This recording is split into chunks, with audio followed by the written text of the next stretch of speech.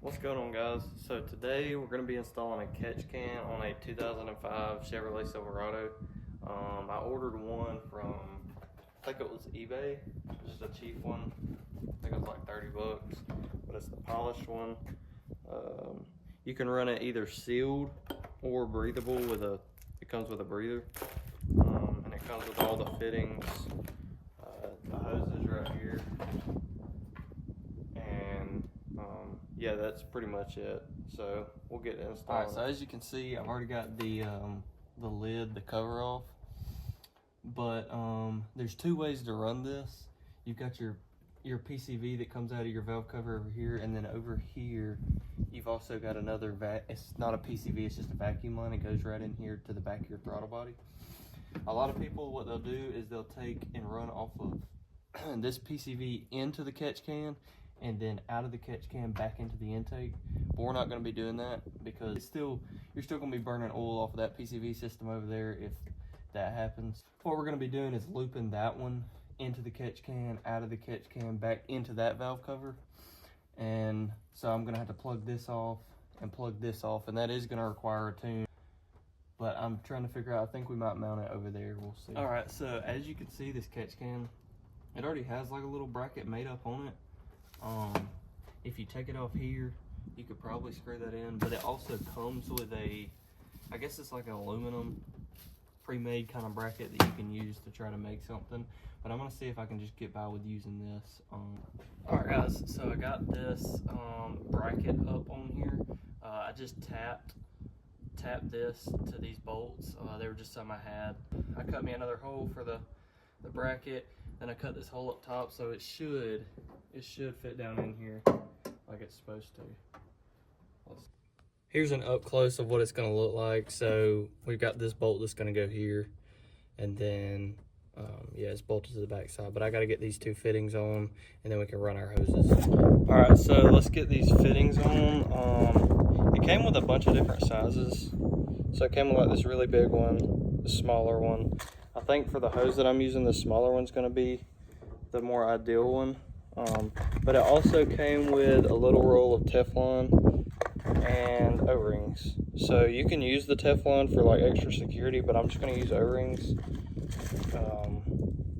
We're just going to throw them on here. Let me see if I can get it on there. Over like that. And this will screw right into here.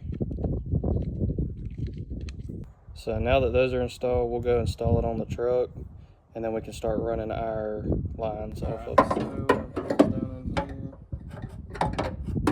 just like this. And yes, I know there's a huge gap here. You can put a washer or something, but for now I'm just gonna snug it up until I can get me some kind of spacer that'll go in here. Because I don't want to take away from the structure of this. Yeah, I know, kind of did that, but it's fine. We'll get some sort of a spacer about the same thickness as that to put over here, but for now it'll be all right. So now we can run our hoses. I'm gonna try to keep them tucked if I can. I might not be able to because I gotta run one right there and then one over the top. We can go ahead and take this off right here.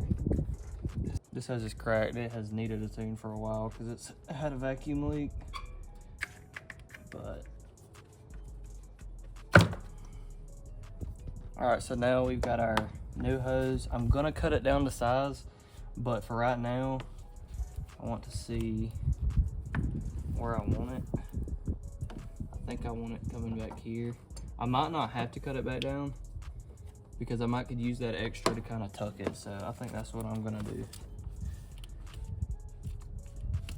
And yes, you can put hose clamps right here on this if it's not that tight of a fit.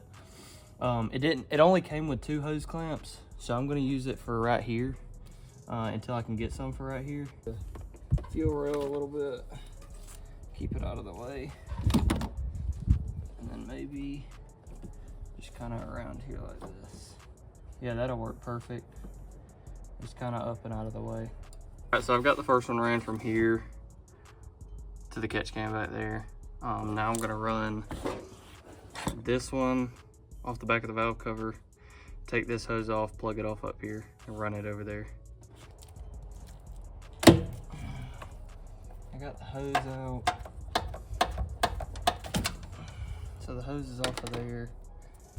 See how old and brittle that is? It broke. All right, now we're gonna take this line, hook it into here.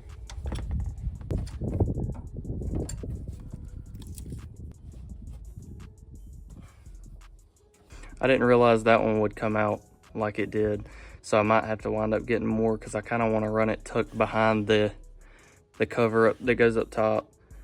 But for now, we got to plug this off and then that off right there. So, all right, so I've got them both blocked off.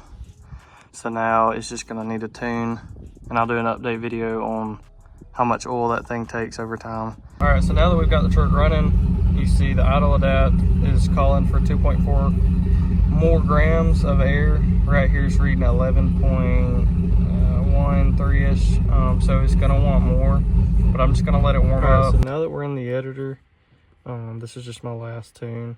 You're gonna come into idle, airflow, and it's going to be under base running airflow. This is for the Gen 3s. What I'm going to do is come in here and past 90, I'm going to highlight all these cells, and I'm just going to add 1.2 for now. And then I'll come back here, highlight these, and go over 2 rows and click interpolate, and it'll just kind of smooth it. And then I'll save this as a base running airflow. I'll save it as a base running airflow change. I'm gonna route it to the truck and we're gonna see where it sits now. All right, so we've added like 1.2 grams, I think. And it's still calling for more. So I might have to go back in and add some more. I'm probably gonna ride it out for a day or two and then come back and check it again and we'll see what it's at. So that's pretty much it for this video. All right, so I just took this off after an hour and a half of driving or more. Don't have that much built up, but just a little bit. So